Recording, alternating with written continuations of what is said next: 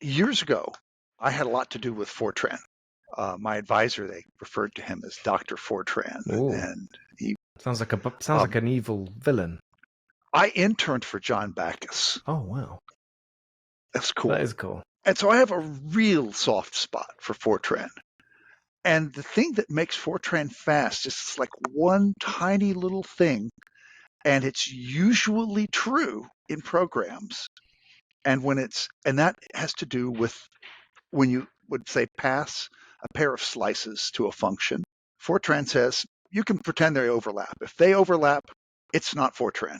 And it's this interesting rule that you can't check with syntax. But if your code passes overlapping memory in parameters to a function, and it can tell, then it's not Fortran.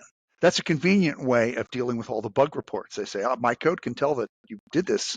And it says, well, that's fine, but that's not a Fortran bug. That's a bug in some other language you imagined. Go away.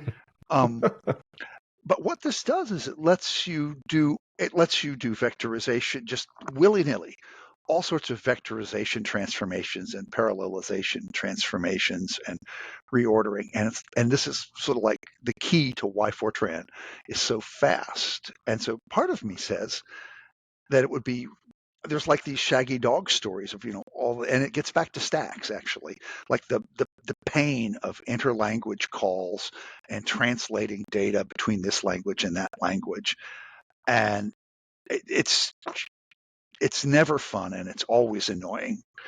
And so if you just said we could make it go fast in Go, you would need, if you did this, and it would need a lot of compiler work and it would be more employment for people like me, which is great. But you could do this little Fortran change to the parameter rules, and then you could make code go faster. And to take this out of the previous century or the previous millennium, I'd say machine learning. Woo woo. Yeah. So that's my unpopular opinion, and it's probably more unpopular with the rest of the Go team.